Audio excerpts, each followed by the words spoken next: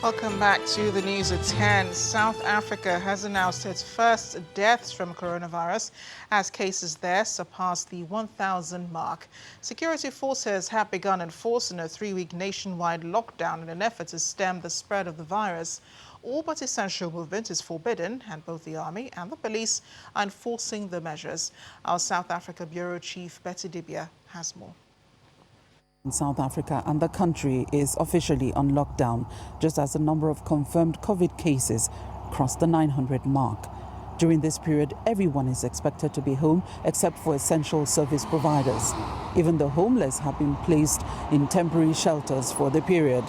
The next 21 days will be very difficult for many, but the goal is to curb the spread of the virus.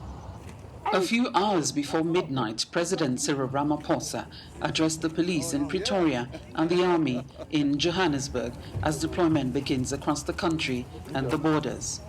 You are called upon to go out and support our police, work with them, walk amongst our people, and defend them against this virus. You are required to do so in the most understanding way, in the most respectful way, in the most supportive way.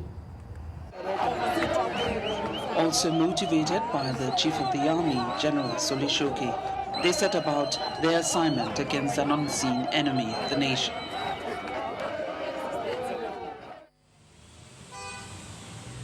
But the morning of lockdown day 1, it didn't look like a lockdown on several fronts, from those flouting the passenger number restrictions and even those still stranded at transport locations, to those on long queues outside grocery stores.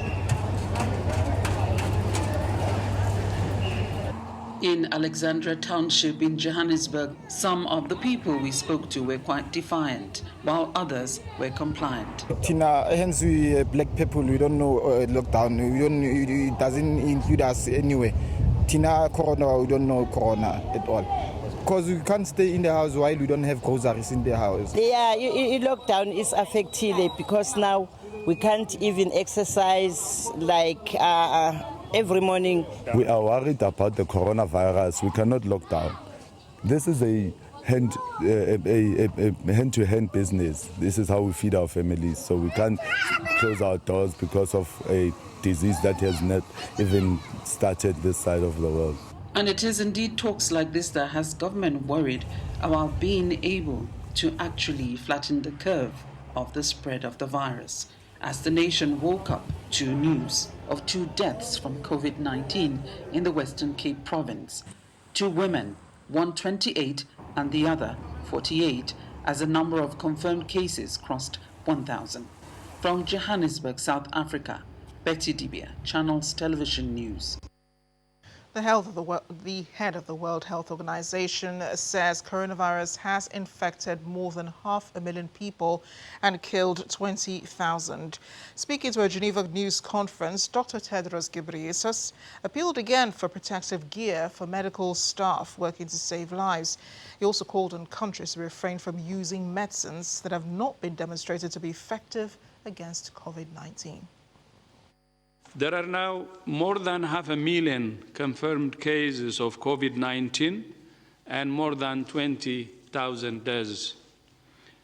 These are tragic numbers, but let's also remember that around the world, more than 100,000 people have recovered. The chronic global shortage of personal protective equipment is now one of the most urgent threats to our collective ability to save lives. W.H.O has shipped almost 2 million individual items of protective gear to 74 countries that need it most, and we're preparing to send a similar amount to a further 60 countries. But much more is needed. This problem can only be solved with international cooperation and international solidarity. When health workers are at risk, we're all at risk. Health workers in low and middle-income countries deserve the same protection as those in the wealthiest countries. Today, we're delighted to announce that today in Norway and Spain, the first patients will shortly be enrolled in the Solidarity trial, which will compare the safety and effectiveness. The WHO Director General, Dr. Tedros Ghebreyesus, reminding the world what it should do to curb the coronavirus. Here in Nigeria, the Supreme Court has dismissed the application by the All Progressives Congress seeking to review the judgment which sacked all candidates of the party in Zamfara State in the 2019 general elections. Delivering judgments on the application, Justice Inyang Okoro says the application is vexatious, frivolous, and a gross abuse of court process. However, in a dissenting judgment, Justice Santos Nweze disagreed with the other members of the panel and found the application meritorious. Business News is next. Here's Tediola Shobuwale. Banking so easy, so simple. Dial star 894 hash now to experience it. You first, First Bank.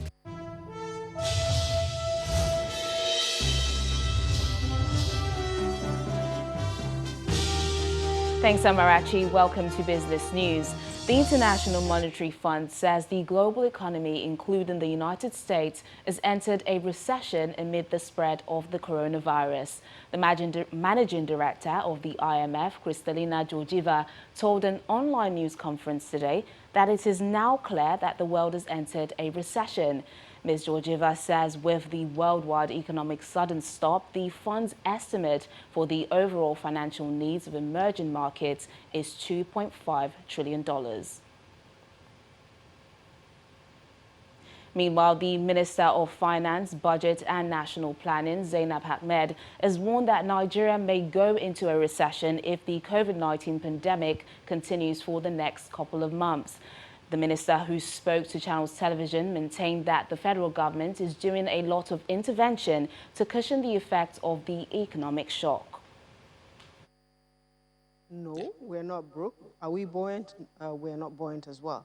We have resources to manage, and we have been able to also find new sources of funds that we're able to realize very quickly to help Nigeria stay stable. What we want to do is to make sure that our growth is, even though it will decline, that it does not decline so badly that we struggle after the health crisis is managed. So while we are identifying resources, we're also prioritizing our spending, making sure that we select carefully where our limited resources go to, deferring expenditure that are absolutely not necessary now, and parking them up to later, and cutting costs where cost needs to be cut.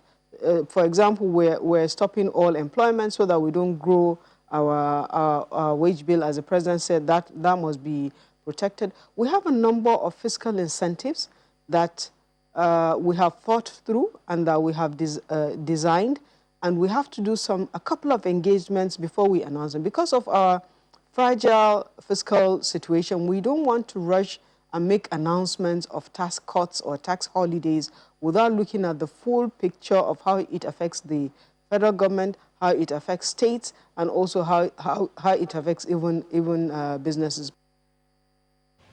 Meanwhile, the Nigerian Ports Authority has directed terminal operators to suspend all applicable terminal storage fees on consignments due to pressure that the COVID-19 pandemic imposes on businesses. NPA, in a statement, said the suspension will last for 21 days, effective March 23, 2020. The Ports Authority added that it recognizes the financial implications of these policies on the terminal operators and will consider a shift in its operational charges to reduce the situation of stakeholders. Well, let's take a look at the stock market today. Layo Adigoke has the details.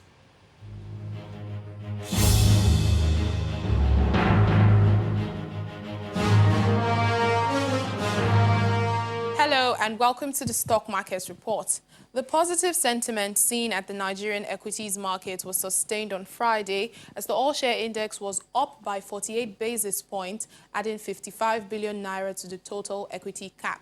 Just like in Thursday's trading session, the banking sector was the major driver of today's gains as that segment rose 3.13%. Only the oil and gas ended the day negative due to a further 4.65% loss from Oando.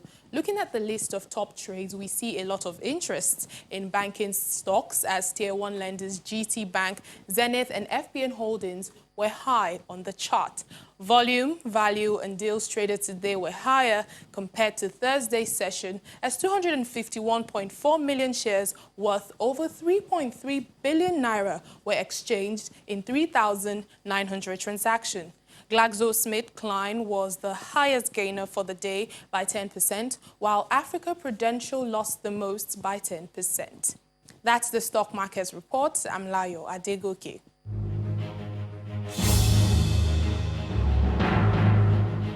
And that's business news tonight. It's back to you, Amarachi. Thanks a lot, Tony. And still ahead on the news at 10, the Federal Ministry of Youth and Sports Development confirms that all national stadia will be used as isolation centres to curtail the spread of the coronavirus. Plus, more from our London studios and around the world in 5. Stay with us.